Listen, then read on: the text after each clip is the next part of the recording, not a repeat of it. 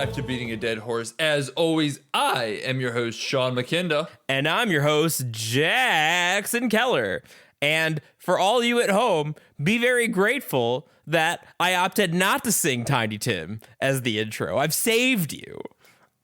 You mentioned, I'm probably going to sing Tiny Tim, and my immediate thought was, oh God, that's what the intro is going to be now. That's what we're going to do.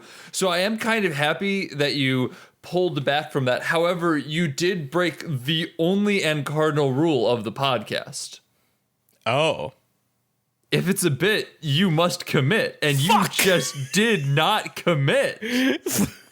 Well, I mean, if my bit is not singing Tiny Tim, if I can make it the whole podcast without singing Tiny Tim, I'll have committed to the bit. It has become Schrodinger's bit, apparently. So we're going to be talking about Insidious that week. That might be apparent to some of you who understand why we're talking about Tiny Tim in the beginning. For those of you who don't and are just like, what the fuck does that have to do with anything? Don't worry about it, I guess is what I would say to that. If you have the curiosity to watch Insidious, you'll figure it out. But Jackson and I have some thoughts about whether we would recommend that or not in 2021. And it's not necessarily for the reasons you think it is. So we'll dig into that in a minute. But before we do, what is Insidious? Well, Insidious is kind of a spooky haunted house horror movie. It's got a little bit of blockbuster vibes to it. It's got a little bit of proto-hereditary vibes through it with this family kind of on the verge of falling apart. It's got a little bit of post-Hellraiser vibes to it. But on the whole, it's a fairly crowd pleaser of a horror movie. It's rated PG-13. There's not a fuck in it. You can take your children to this movie. Oh, that's true. Yeah. I don't know why you would, but you could. I mean, someone's got to raise the next generation of horror convention weirdos, right? Like, someone's got to do it. That's fair. And honestly, if it wasn't my dad who managed to do that, because he didn't.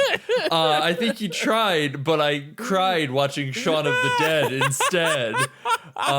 So I didn't become a horror convention weirdo yet. Because my discovery that I liked horror kind of coincided with the pandemic, so I haven't been to a convention. Only a matter of time. Dad was playing the long game. Truly, he had to traumatize me with Shaun of the Dead first before it comes back years later. I even talked about this when we watched Shaun of the Dead for the podcast, that watching the scene that traumatized me so much as a kid genuinely made me feel like I was gonna cry again. Oh my God, was wild. Damn. Yeah, that scene did a number on me as a kid. It's a great movie, though. Better than Insidious, I dare say. We should talk about Insidious and not Shaun of the Dead. Well, I guess before we get ahead of ourselves on dunking on Insidious, Sean, we both watched this movie as high schoolers, it turns out. What did you think back then? This was still very much in my I don't want to watch horror movie phase. And at the time, an ex-girlfriend actually cajoled me into watching it. And I remember really, really surprisingly liking it. And on the rewatch, I can see why. And I'll talk about that, when we get into that. But at the time, I thought it was fucking great. I even mentioned this when we talked about Godzilla versus Kong, the 2021 one, and I was talking about Godzilla 2014. That was a hell of a sentence to get to the point that I'm trying to get at. But I mentioned that I really like diegetic lighting tricks, and I think that Insidious has a really good one. And I think that in hindsight, I'm not as impressed with it, but I do think it really got me in that mindset of oh, wow, there's a lot you can do with horror. There's a lot that horror can really push the bar on, and it doesn't just have to be jump scare central, which Insidious isn't.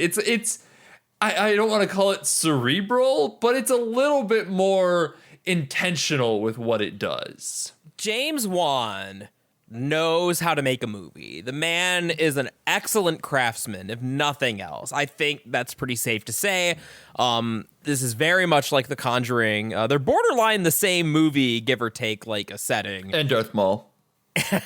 and Darth Maul, which we'll get to Darth Maul, but yeah, not exactly cerebral, but intentional, deliberate. That's a good word. Like, I remember it. Like, when I think of Insidious, that's kind of my go-to for, like, it's kind of my go-to for crowd pleaser horror movie, and there's a reason for that I'll talk about. But I was kind of surprised at how much restraint there was in the movie going back to it, which I wasn't expecting considering how much people meme about Darth Maul. It's a movie that if you know it because of Darth Maul. Like, I feel like it has by and large fallen by the wayside. The only thing that has remained in the zeitgeist is the demon with fire on it, or the man with fire on his face, as the wiki page says. I was reading about this demon a little bit because of course I was. Yeah, that's really the only thing that has lasted out past Insidious. There were a couple movies that got made on it, but like, no one talks about Insidious anymore. No, and if they do, it is about the first one. It is about Darth Maul. I'm surprised James Wan was actually involved with the second one even. Apparently, yeah, like Insidious Chapter 2 was also him. That does make some sense, given that it did feel kind of in the same way of Hellraiser 1, like it wanted to do a sequel, like the director wanted to do a sequel. Yeah, and it wasn't just a stinger for the sake of a stinger. Like, there was emotional... We'll talk about the ending because I think that we both have a lot of thoughts about the ending, but like the ending leaves something to be not desired, but like a plot point to be continued later, but it's a plot point that is set up and established throughout the movie and not just like a final ending twist, which I mean, Hellraiser just kind of was just a final ending twist, but... Yeah. I mean, you know, Nightmare on Elm Street was much worse about that, at least. Yes, which we did find out from my father, who was kind of disappointed in the episode, not in the quality, but in the fact that both of us were like, hey, it doesn't hold up super well. I guess worth noting, thank you, Dad, that apparently the ending of Nightmare on Elm Street is very producer driven in that regard, which in hindsight makes a lot of sense. Yeah, for sure. I guess before we start talking about the movie itself, to talk about my experience with it, because I'm infamously at this point the not horror guy on the podcast. A reputation I feel like I haven't totally earned, because Alien and The Shining are two of the greatest movies ever made, and those are horror movies. I'm just gonna keep reiterating that. That's Listen, I'm not necessarily the drama guy, but you know that like if you hit me with the right one, I'll be really, really into it. There's exceptions to every rule. But sure. I can appreciate horror is what I'm trying to say. But even back then, I was mostly neutral on the concept. Like, you know, this came out when I was in high school, and although I was a chicken shit little kid who was scared of everything, like I couldn't even watch Jurassic Park. Okay, not that bad. I'm well on record though as saying that the movie that I refused to watch was Roland Emmerich's Godzilla 2000. So like, let's compare apples and oranges in this case. We were both little beta boys. We're proud of it. But you know, by that point, I'd basically grown out of that. Thankfully, you know, I would have been probably 14 when this movie came out. Like, thank God I'd grown out of it by that point. But I only went to see it because I was taking one of my regular trips to my hometown to see some of my friends from elementary school and 7th grade, and I think, you know, we were just kind of bored, and one of them suggested we go see Insidious on a lark. And I was like, okay, like I didn't have anything. I didn't really know what it was. I didn't have any particular desire to see it. And it was a really fun experience because, like, when I say the movie's a crowd pleaser, like, I was there. I saw it happen. This was a packed theater, like, shoulder to shoulder. Like, every seat in that fucking room was filled, which I was really surprised by. And everyone was, like, shrieking and laughing along, and people clapped and that sort of thing. And, like, that can be fun. It's even better when you get it with a good movie, because I had that happen during Get Out, and that made the experience so much better. It was such a good time. Yeah, that's like the movie theater magic. And to be fair, like, I think that what strengths this movie has, like, plays well to that kind of atmosphere. And, like, people screamed when Darth Maul first showed up, and I want to talk about that particular sequence a little bit later. People laughed. There were some really obnoxious girls sitting right in front of us who one of them had seen the movie and was loudly announcing plot points. She got escorted out of the theater, so that was based. Hell yeah. Oh, fuck. That is such a good, satisfying conclusion. I was worried that you're going to be like, ruin the whole thing, suck the whole fun about the fact that she got escorted. Mwah, chef's kiss, baby. And I think I could be mixing memories, but I think people clapped when the guy did that too. All right, Reddit, calm down. I genuinely don't remember. It was too long ago, but I know mentally I was fucking clapping. Anyways, so that was Insidious. I surprisingly enjoyed it. It had, there were some decent images that, had me kind of creeped out in the dark for a little bit after that. It was a movie that I remember liking, but obviously I haven't watched it since then. And, there's a reason for that, but it's not like the movie is terrible. No, it's not a bad movie by any stretch of the imagination. I just... there are so many movies that I would recommend ahead of Insidious at this point. Now that, I think part of it is just, having a better understanding of horror, better understanding of, what I like in horror, better understanding of what makes horror good. So, if you come to me and say, I want to watch a horror movie, and, you're aiming at watching Insidious, I would ask, why do you want to watch Insidious of all things? Because if you're looking for some goofy hell and death stuff, Hellraiser. If you're looking for weird family drama, Hereditary. Those are pretty much the two movies that I most related to Insidious, and both of those I would recommend over this in a heartbeat. Yeah, those are both definitely better movies, and I agree with the connection. Although I will say, this is probably pretty good as baby's first horror. And I don't mean that dismissively either. No, I think that you're definitely, you have some accurate statement to that, because this was my first horror movie. There's enough happening in this film. As I said, I can compare it to Hellraiser and Hereditary, which are great comparisons in my book. I fucking love both of those movies wholeheartedly. So to be able to say, yeah, I would recommend both those movies in place of it, but if you're looking for that baby's first horror movie, you could do worse. You could do worse. You could definitely do worse. And I think it's not the kind of baby's first horror movie that's it's PG-13, but that never bothered me. I was more bothered by how cheap it looked. Yes, but, which we'll definitely get to. But the fact that it was PG-13 didn't really bother me. It did, and I think that's a testament to James Wan's skill as a filmmaker, that he's good at building tension. He's good at creating an image. The direction, at least, I think. The thing that's I'm sort of on the borderline almost on a recommendation on this one, depending on the person. And I think that mostly comes down to James Wan's direction, because he is a strong filmmaker.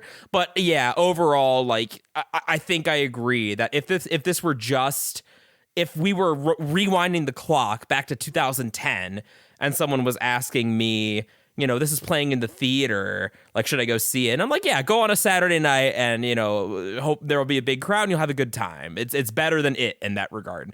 I kind of keep thinking about this and comparing it to other horror movies and trying to figure out where I would land on the recommendation for it. And I think that there is still a subset of person that I would recommend it to, and that is someone who is fully aware. I think that the reason it lands for Jackson and I is because, especially at the time, we were both absolute babies about horror movies. Yeah. And I think if you are that kind of horror movie baby, I think it would work well for that just in general. But if you are also looking for a similar kind of more lower stakes horror movie in the same vein, I think Invisible Man makes a solid case to be that movie. That's true. Yeah, that's true. It's very similar, but I do think that there is just that extra little bit of tension and fear in it, that if you are not looking to just be overwhelmed, Insidious is fine. Insidious is fine. Yeah, it's like I probably wouldn't recommend if someone's never watched a horror movie before. I probably wouldn't recommend they go straight to Hereditary because that movie's pretty fucking hard to watch. That is a hard movie to watch beyond just being a horror movie. Exactly. That is one of the Man, I've told this story before, and I will tell it again because it is one of my favorite stories of all time. Is I got it for Christmas, and I basically gave it to my dad right away. And I'm like, Dad, you have to watch this movie. It is one of the freakiest movies I've ever seen. I have not watched Hereditary since I saw it in theaters because I have not found the stomach to sit down and watch it again, despite loving it so much. And he looked at me, he's like, I'm sure it's going to be fine. I'm not worried about it. What do you mean? What could go wrong? I've seen a ton of horror movies. And then like a month later, I get a text where like, I don't swear with my family that often. So like, something's up. And I get a text back that's just like, oh my God, what the fuck did I just watch? And I'm like, that says everything right there. Exactly. So I guess with Insidious, I think the reason that like I'm bordering on a no in this one, or maybe just like in that capacity as baby's first horror movie, is that when it's not like a new release and you're not just like, there's not that social element, right? Like people are talking about Insidious, you can go with your friends. I think that my bar for recommendation, because you have to seek it out, it's a little higher. Like I have to be able to point to the one thing and say like the movie is worth watching for this reason. And I can't exactly do that with this one, but it's still like a solid movie. So that's why I'm so on the fence about it. So I don't know. Yeah. I mean, I'm clearly hedging just as hard as Jackson here because I keep going back and forth like in media res here. Because I do think that there is, again, a person who I would recommend this to, and that is someone who is a baby about horror, but kind of wants to get into it, but isn't sure where to begin, and is looking for something that is not low stakes, but not Invisible Man, not Hereditary, nothing like that's going to leave you upset for days. It's the perfect level of, has enough thought put into it, enough intentionality, enough. It's not just a bunch of jump scares and tension that you're going to be like, okay, that was fun, and I see why people like horror movies, but also it's not going to linger with you in your nightmares for days yet to come. Yeah, and I guess I do wonder if maybe like baby's first horror movie, because a lot of the visual problems, which I mean I know you want to talk a lot about, but particularly with how silly Darth Maul is, with one exception, I feel like that would play even worse today than it did back then. Yeah. But so I mean, your mileage may vary on that. Honestly, if we have sat here and kind of weirdly convinced you to watch Insidious, you're not going to have a bad time with it. You might find it interesting, if nothing else. If we have sat here and convinced you to never watch Insidious, that's also fine, honestly. I think that you're going to know what you're looking for as we've been talking about it. So. Oh, and if you're one of the people watching this wondering if Insidious holds up, the answer is not yes, but it's also not no. Yeah. Oh, that is a good question, because we've talked about, like, would we recommend this to newcomers? Would we recommend this to someone who has seen it before? And yeah, the answer is not yes, but also not no. If you haven't watched it in a while, there are still some parts that have some good tension to it. Jackson has mentioned that he was never bored watching it. I had moments where I got a little bit bored, but like, on the whole, it's fine. There's nothing about it that I would, come out and be like, oh, it was 2010 when it came out, so like the F slur is in it 16 times or something like that. And it's also not like just an abysmal failing of writing or anything like that. It's fine. I don't know. Yeah, like there's just enough in terms of the story. Like I do think that the direction is the strongest aspect of this, but I do think that as far as the story goes, a lot of it gets muddled, especially towards the end, which is disappointing. Like there was some stuff early on that I genuinely liked quite a bit. Mm-hmm. But overall, like I think that the family is likable, like the situation is sympathetic. It's the tone is played correctly for the most part. So yeah, it's not like that's kind of the thing, This is a solid movie, but there's also much better movies in this vein that I would recommend if like, you did like Insidious back in the day, and is it worth going back to? I mean, I guess depends on how much you liked it back in the day. I don't know. Probably not. Like, I've mentioned Invisible Man a couple times at this point, and Invisible Man really does feel like the logical conclusion to Insidious in a lot of ways. Not just because Lee Wannell wrote both this and Invisible Man, but it feels like by the time he got to Invisible Man, he had kind of perfected the things that made Insidious almost interesting and put them all into Invisible Man and just made a far more interesting, better, tense movie. Yeah, even though I wasn't a huge fan of that movie, I think it's telling, like, sort of the reason that I wasn't. It's almost like I've talked before how, like, when I approach a movie, like, when it comes to writing, I sort of, like, look at things in tiers. And I was pretty critical of Invisible Man's writing and a lot of its setups in a lot of ways. But I think the difference is that, like, that's because in terms of, like, content and substance, there was just more of Invisible Man for me to engage with. So I think there's definitely been development since Insidious. But that's not to say that this movie's, like, completely brain dead. So I don't know. Intentionality is the key to Insidious. Not cerebral, but it has intention, and it acts on it very well. It executes it. With some notable flaws. Do we want to talk about spoilers, or should we? Or I mean, I guess the visual stuff doesn't really need spoilers, does it? No, not really. Let's get into spoilers anyway, just because we're at the 20-minute mark, and hey, this is when we call spoilers, so fuck it, why not? So we're gonna call spoilers in a second, but before we do, as always, if you're enjoying the podcast, please follow us on Twitter at BADHcast. Leave us a review on iTunes or wherever you get your podcast. It helps us out a great deal and is the only way we grow. Next week, we're going to actually talk about another Lee Wannell and James Wan film. We're going to be going back to the very first Saw, a movie that neither of us have seen, and thinking about still gives me anxiety because, as I said, I was that baby as a child. So, I'm excited. No, I'm excited too because I've been curious to watch the original Saw for a while now because a lot of people say that it's still like a really great, like, solid movie. And it's funny because I know exactly what Sean's talking about with, like, still thinking about it gives anxiety because we were both at kind of the perfect age that, like, when Saw was new and, like, getting popular, like, and, you know, like, it had this aura of, like, ooh, this taboo, like, so grisly and horrific. Like, even the posters still look pretty grisly and horrific. Like, the advertising material for the movie is really good. It conveys a lot of that Human Centipede, which is another movie that I have no interest in watching because it just, like, the idea of it gives me a lot of anxiety, even though I guarantee it wouldn't faze me at all nowadays. Human Centipede is almost funny. It's not quite. I have seen it. So I'm curious to watch Saw because definitely, like, from what I've heard about Saw 1, at least, since it definitely doesn't fit with, like, what I thought Saw was as a kid and what made my stomach churn about it. So I'm very curious to see belatedly what the hubbub was about. So tune in next week for us to talk about the first Saw. It's gonna be an interesting discussion no matter what, just given our relationship to Saw, even if it was very tangential. So I'm excited. I'm very excited to see whether my childhood anxiety was actually worth the sleepless nights it gave me.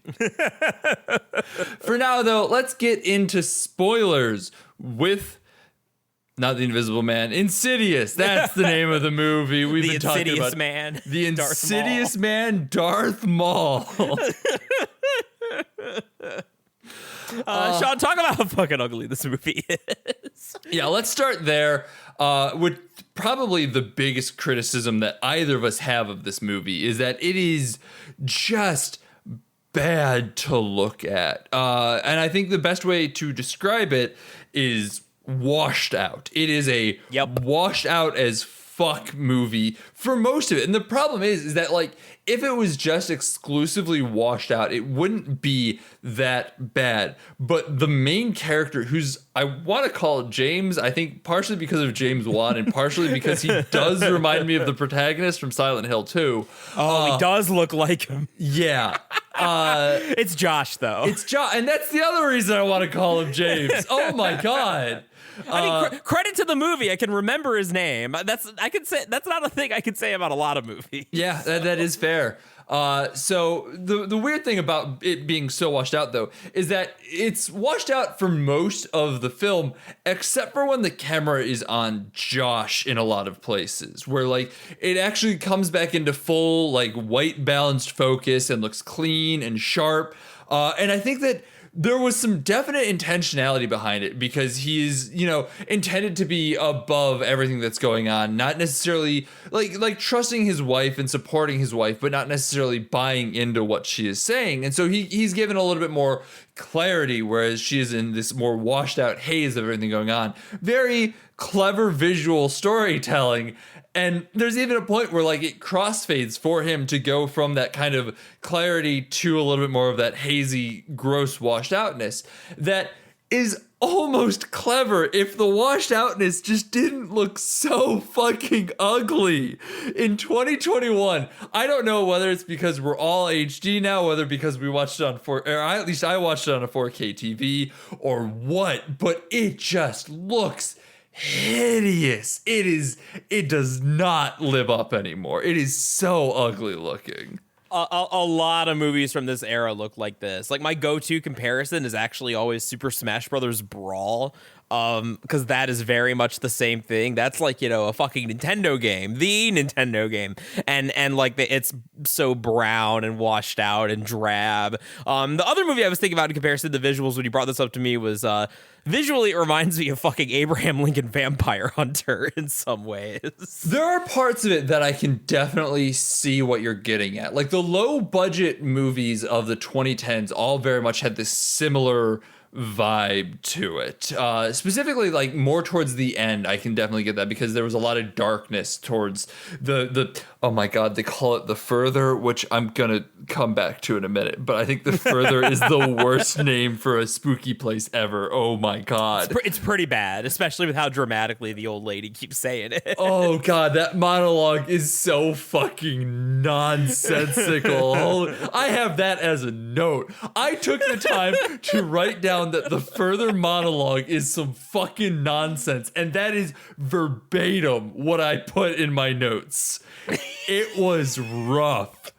But like I think that the visual comparison to Abraham Lincoln Vampire Hunter works really well in that situation, but I would argue that the washed outness looks a little bit more and the thing that comes to me is in Hannibal when they're standing over a dead body. So it very much has like just a general TV morgue scene vibe to it. Yeah. TV is a good way to put it. Yeah, sure. Like especially like TV police procedural morgue scene. Like that's immediately what comes to mind for me. You got your Bones, you got your Hannibal, you got all those style like hokey. But granted, I still fucking love police procedurals. Yes, ACAB, undeniably. But there is something fun about them. It's Mystery a Week. What's not to love? Yeah, there's some light joy in there, even though they do glorify cops, and that's a whole other can of worms that we're not here to talk about right now. But like that's the vibe that a lot of the movie has, and I think where in your TV episode it might be there for 5 minutes, in this it permeates literally half of the movie and is just unrelentingly ugly. I can kind of see what they were trying to go for. I know part of that is that this is just kind of, like you said, what definitely with low budget, but also I think in general, just the predominant like color scaling of the time. Like that sort of drab, washed out kind of look. So I think that's part of it. I think the other part is that they wanted the contrast for when they go into the Further and have more colors, and there's some elements of that I liked. Like I like when he's got like maybe this just tickles me in a very particular way, but it's very Alan Wake when he's walking around with like the lantern and the Further. So I like that stuff. I was actually going to agree with you. I think that like when he's in the Further, especially in the beginning, when he's got kind of like that blue hue across everything, like I think that works pretty well. Yeah. It does, however, reinforce the fact that it is just Disney's Haunted Mansion, which we'll get to in a minute. We'll get to it in a minute because we take a detour into literal cartoon villain. You know, we start playing Tiny Tim, and you have Darth Maul, and he looks so much like Darth Maul, the demon. He's literally sharpening his claws while listening to Tiny Tim. It's like I was laughing out loud. It's like when at the end of fucking Ocarina of Time, how Ganondorf's just sitting there playing his organ, waiting for Link to show up, and Ganondorf is like a literal mustache twirler cartoon character. I remember defending this scene at one point in my life. I might have been to you, honestly. It might have been. The only person I would ever defend this scene to would be you in like freshman year of college, honestly. We to definitely. be fair, I don't remember it being this bad either. No, I don't either. But I remember like you made a joke about like, oh, you know, Insidious and Tiny Tim, and I'm like, well, actually, I think it works kind of well because it's got kind of a creepy melody to it. And in hindsight, that was the stupidest thing I might have ever said.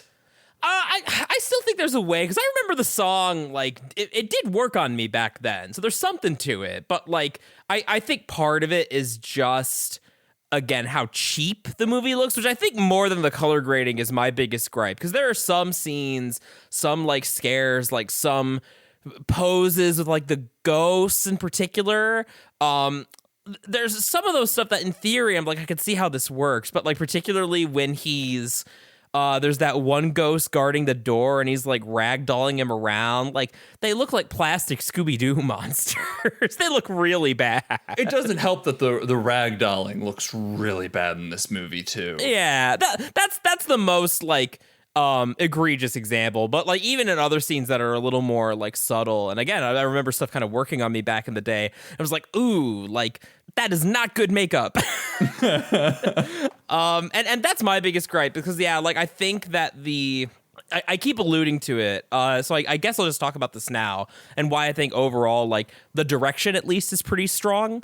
Because Darth Maul in every scene he appears in, except his very first scene, is a fucking joke. Like he's a you know a CGI abomination. He's got like a tail flipping around as he jumps on the walls and goes like, "Ooh." God, he's wearing fucking like furry Uggs up to his calves. It's so bad. He's got like the really 80s like bad. No, you know what he's got? He's got those 80s like furry calf warmers that like You're you'd see so in the right. fucking exercise videos. Oh my god. No, he looks just terrible. But however, I think that the first scene where he appears is really good, and this is one of the most famous moments in the movie, and it is a jump scare, but I think it's an example of a jump scare done right. So, and there's a couple of those. I'm gonna bounce off this when Jackson's done here, but like James Wan knows how to use jump scares effectively, and I hate jump scares, so that says something right there. You know, that's sort of a personal thing. Like some people I know do kind of just want the Boo haunted house ride. I mean, I can, my sympathies can lie in that direction every now and then. Mine do not, and mine will never lie in that direction. When I get jump scared, all it does is make me frustrated, honestly. Like, hands down. If we're going to talk about jump scares, I apologize. I keep pushing what you want to talk about down the road. But jump scares, here's why jump scares suck. Because they are just, how do I want to put this? There's most of the time no real substance behind it. And it's literally just like ooga booga booga, and then it moves on.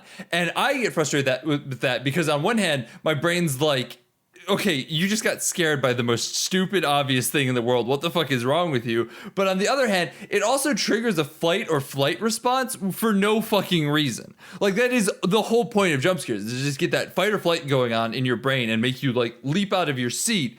But without anything around them, they are the most airy, vapid part of any horror movie, which is why if you do it right, as James Wan does on multiple occasions in this film, they can really add and enhance situations. But outside of that, it's like eating a potato chip. You eat it and it's gone, and you're just left feeling kind of bad about yourself.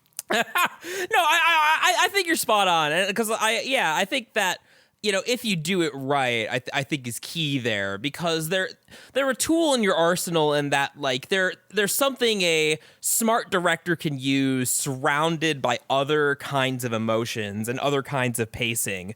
A tool that the director can use to, give you that little heightened bit before bringing you back down into a more moody atmospheric area, or, there's a release of tension and you kind of come back to some character drama. Like it's part of a filmmaker's arsenal that can be used effectively. But I mean, I tend to agree that, some movies do use the jump scare just like a roller coaster. Like that's all it is, just a roller coaster of jump scares. And that's basically nothing, which this movie I think has a reputation of that, and it's not that.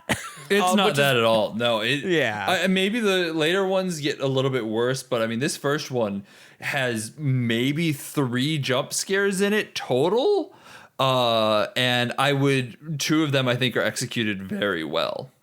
Coming back to Darth Maul, because the first time we see Darth Maul, mostly at this point we're only dealing with the ghosts, and the ghosts are doing some creepy stuff, and doing this and that, and being spooky or whatever. We haven't had the presence of the demon, at least explicitly, until the mother-in-law starts telling her story about how she like astral projected. I mean, at this point in the movie, we're not supposed to know that it's literally that, but it's heavily implied. She like astral projects to the house and sees the demon hovering over the comatose son's bed.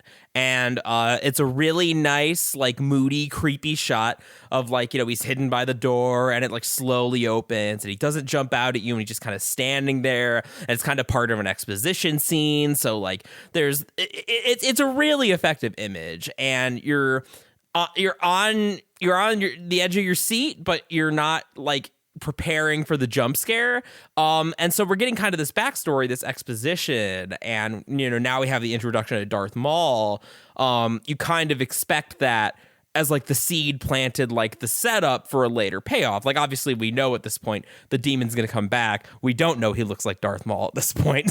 But I think what's really effective, I keep making fun of him and calling him Darth Maul like everyone does, but I think the fact that he's got that red face is actually really good for this first moment, because as soon as she's done with her exposition, it cuts like from her POV back to Josh, and boom, he's there, and make it a creepy face, and it's half obscured by Josh's head, who's just kind of looking normal. It's surprising.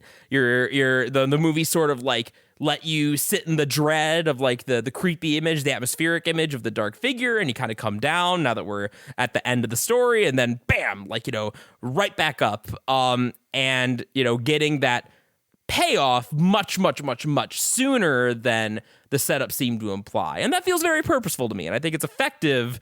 And then you see his face dead on for the rest of the movie, and you're like, yep, that's Darth Maul. Yup, that's Darth Maul.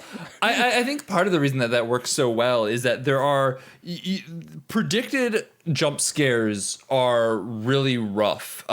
And like, if you've watched a horror movie, I mean, if you've seen a trailer for a horror movie, you can already pick up and be like, that's going to be a jump scare in 3, 2, 1. Yep, there it is. There's a scene where they're playing with a viewfinder, which I do appreciate. The movie just like, it's a modified viewfinder. I thought that was kind of funny. I thought that was kind of tongue in cheek. Very playing with the fact that we have a low budget. This is what we did with it. I kind of like that, admittedly.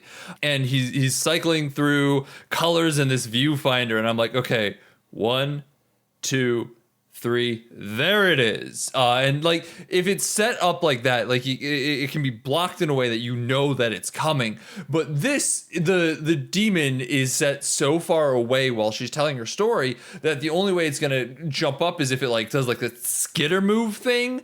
But that's not what this movie does. This movie has never embraced that skitter move approach, which makes it you're not expecting anything to come out of it, especially because it is a story told in hindsight. So why would there be a jump scare in it? Which is why when it pays off to be a jump scare once we're out of it, it works so much more effectively because you've already started to relax a little bit at that point, and all of a sudden you're heightened again for it to continue into another bit, because that's when not Caldwell, whatever the fuck is the kid. Dalton. Dalton. Well, that's when Dalton's room gets trashed. So like you're already like in that heightened mindset. So it works really well in that regard because it gets you where you want to go after a tense scene and keeps you there. Conversely, the other scene that does really well with jump scares is early on with the home invader scene. Because to start this whole scene off, the mom walks into their other child's bedroom and that baby just disappears after a certain point, which was surprisingly distracting to me because for a movie that was very concerned with like locations of family members, for it to all of a sudden be like, don't worry about the rest of the family members. They're fine. It's cool. It was very weird and jarring in its own regard. I want to second this because it gets to, I think, a bigger criticism I have about the movie and its writing. So I kind of want to put a pin in that. Yeah, it's very weird. The movie seems like it's trying to do something with his family and then it just doesn't. So that's a good segue to Jackson in a minute here.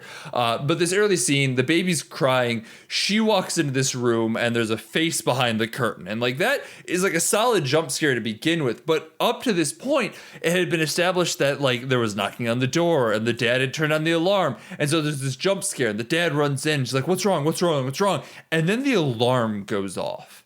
And like you're already on edge after that jump scare. But then all of a sudden, like the tension holds with it, and like that alarm is a great way to keep that tension going because like, oh fuck, maybe there really was someone there and that wasn't just a jump scare. And then the dad's moving around and the doors open downstairs and then he turns off the alarm and then the alarm starts again, and like it's just this constant wave of high and low predicated on this initial jump scare that just gets your body and mind in the right place for that tension to continue to roll through it, and is executed absolutely beautifully. Like I was surprised how tense I was feeling because I went in to be like, it's a PG-13 movie, what's the worst that can happen? But like I was, oh fuck, what the hell is going on here? I don't remember this at all, and it's probably the highlight of the movie for me.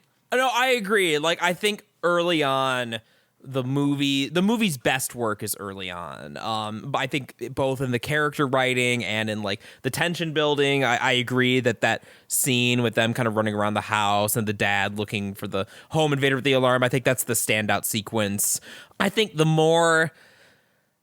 further we go along, I know I have a habit of sort of dismissing some horror movies where the supernatural element gets too schlocky for my taste. I don't necessarily think that's what's happening here. I think that it coincides with that for other reasons, and I think it doesn't help that a lot of the supernatural stuff just looks so cheap in this. I think part of it too, just to lead into what you're about to say, is that it clearly in hindsight was looking to set up a sequel in some regards that I think kind of weakens because they were planning for that sequel rather than focusing on the first movie. Yeah, for sure. I definitely get a feeling too, especially knowing that James Wan and Lee Caldwell? Waddle. Why do we want to Right. say Caldwell so bad this episode? I mean, I said it because you said it. You planted that seed in there. You incepted Caldwell on me. How insidious of you.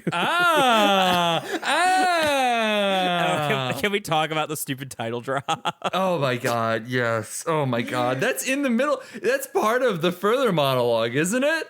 I'm pretty sure it's part of the further monologue. So I want to just like reiterate the exact conversation that Sean and I had at the pre-discussion where I was like, hey, so Insidious, that turned out to be a pretty stupid title, huh? And then Sean said, well, no, I think there's something to it. And I mean, you can explain that if you want. I mean, I think that the core idea behind the title Insidious kind of plays on a couple things. Like the root word of Insidious is inside, and the whole movie takes place within houses as well as within not Caldwell Dalton, within Dalton's mind. So like there's a double play on inside, well, not inside his mind, but like very much it has that kind of vibe to it. It's inside Dalton as much as creatures are trying to get inside him. And you know, the main villain is mean, he's insidious, he's got plans, he's got a more insidious agenda. Very bad title drop. That is literally what is said. To be clear, if you are listening to this and have not watched it,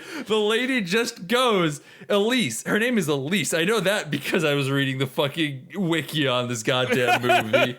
Elise literally just goes like, he has a very insidious agenda. And I'm like, all right, I'm out. I was already fucking checked out of this goddamn Further monologue after you called it The Further, but that's enough for me.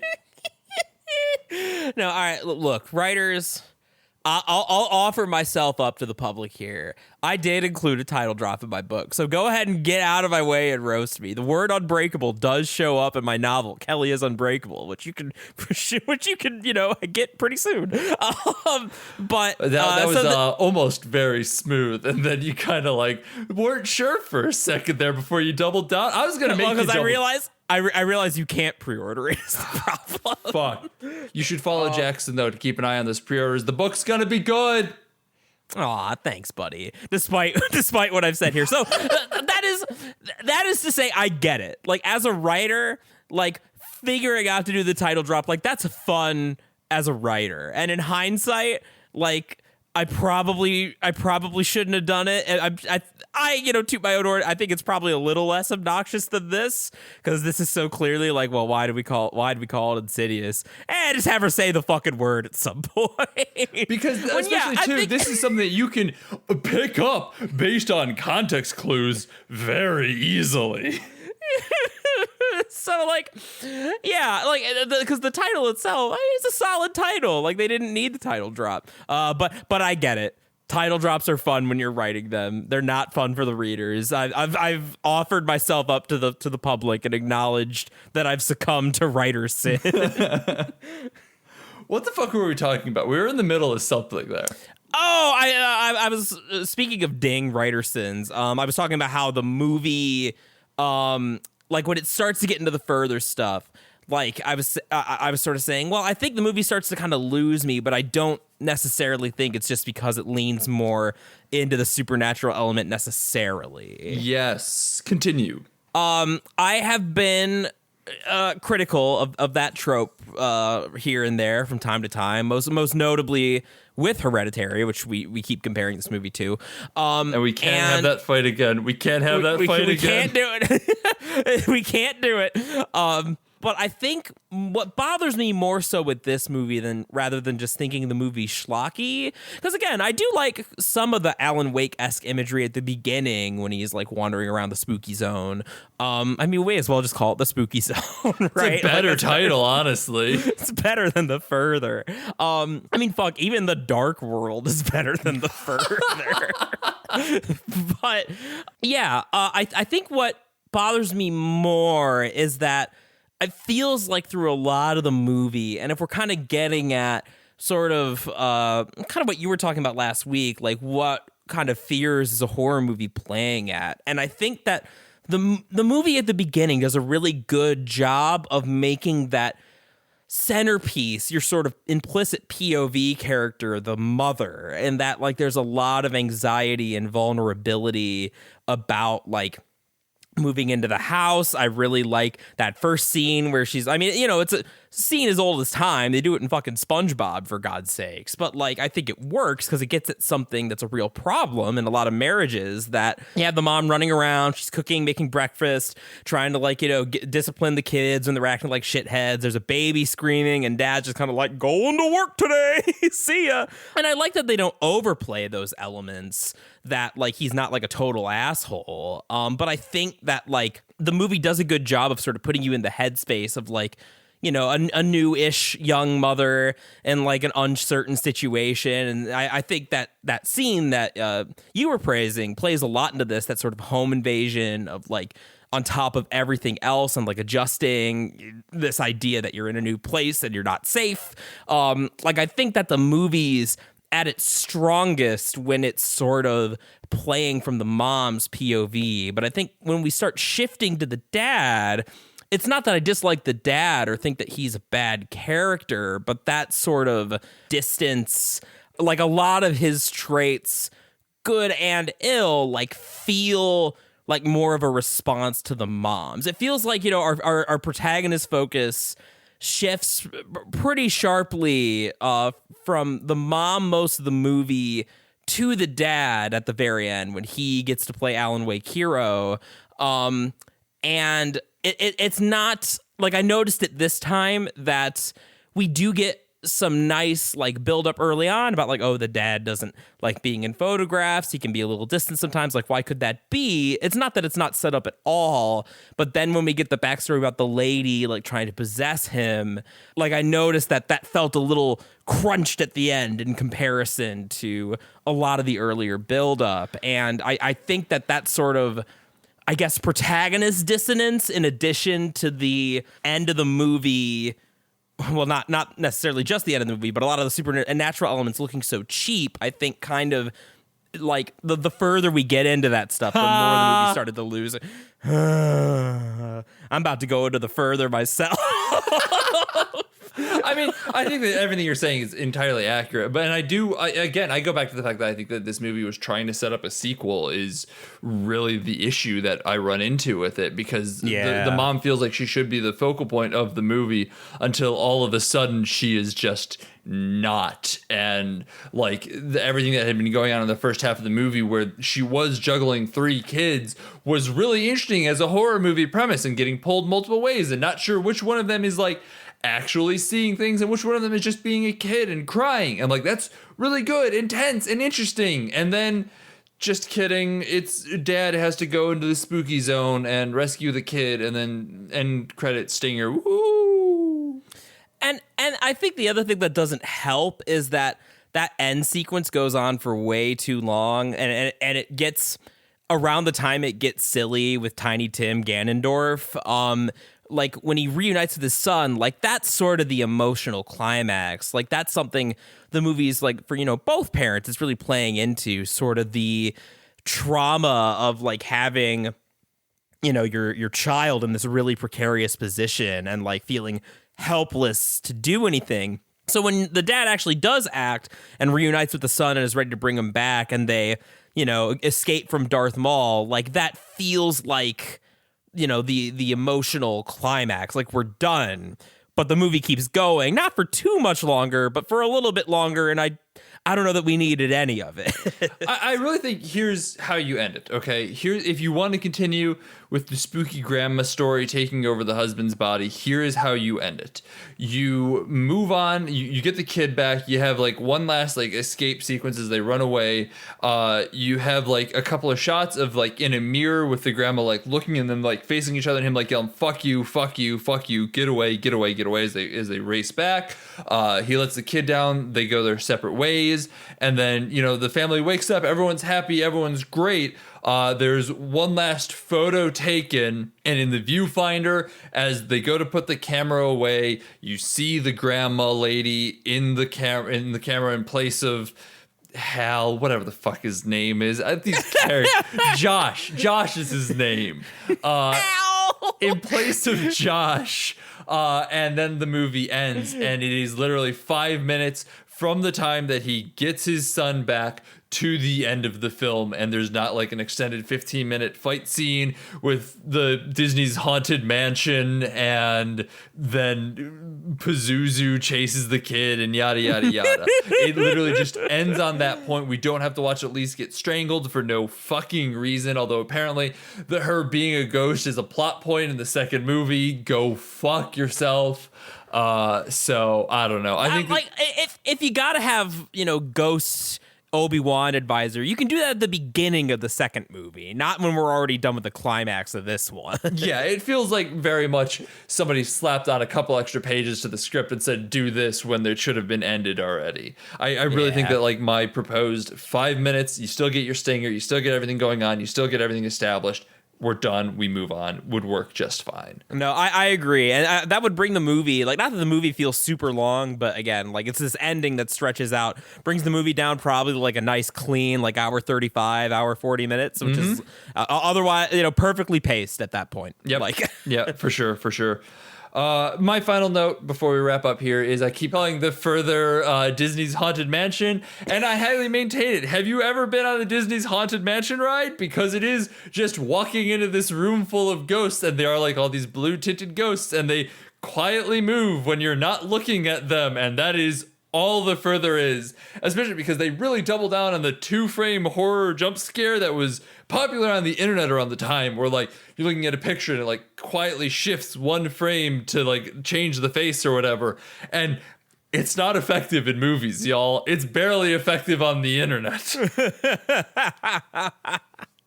Yeah, I like the idea when he's going around the house, like when we see the 50s lady like murder her entire family, and like, you know, there you can do some implied like history there with the ghosts. But yeah, I mean, as it was kind of schlock. Yeah, I think that would work really well in a video game, honestly, because there's, especially in that scene where you're like controlling the camera at that point, watching things move around and you're not sure. Like, that's kind of what PT did in a lot of ways. Yeah. So like playing into that, especially when you're in first person, I think would work really effectively. As it were, it did feel more like we were going through a funhouse ride a la Disney's Haunted Mansion. I know I just keep bringing that back, but if you've been on Disney's Haunted Mansion, you know exactly what I'm talking about. This is not me disagreeing, by the way. Just like you could make it work in a different context. Yeah, the idea is there. Much like a lot of our problems with this movie, the ideas are there and they are solid. They just don't necessarily work with how they are executed. Yeah, and I mean, that's about all there is to it, I think. I've been Sean McKinda. Find me on Twitter at Sean_McKinda. I've been Jackson Keller. You can find me on Twitter at Jackson J. Keller, except just kidding, Twitter sucks. Find me on Twitch at Jackson J. Keller. We're going to play fucking Sonic, baby. You should show your book a little bit here. Just like tell people what it's called, because you technically you tickled the balls a bit already. I did, didn't I? Well, you're right. You're right, Sean. So it'd be better if I gave you guys a solid release date. But I can't at the moment. It'll be soon, end of May, beginning of June. You'll be able to buy and read my book, Kelly is Unbreakable. It is a story about a sad girl with superpowers living in a shitty Ohio town. So, you know, not at all autobiographical, because I'm a sad boy with no superpowers living in a shitty Ohio town. Important distinctions. It can't be me. You know, all memes aside, you'll be able to get print or ebook versions. Print version you can order through Amazon. Ebook versions will be available through all major ebook retailers.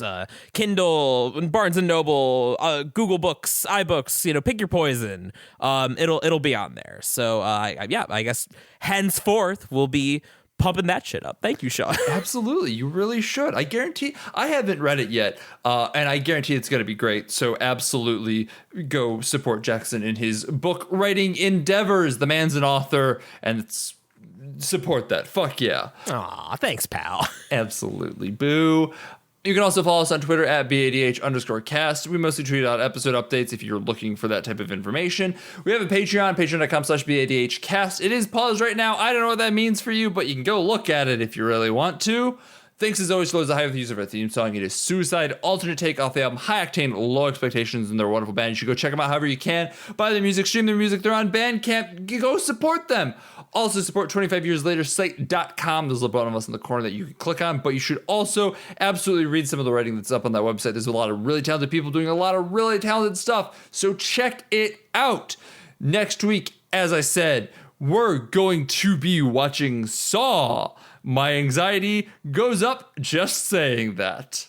My body is ready. Bye.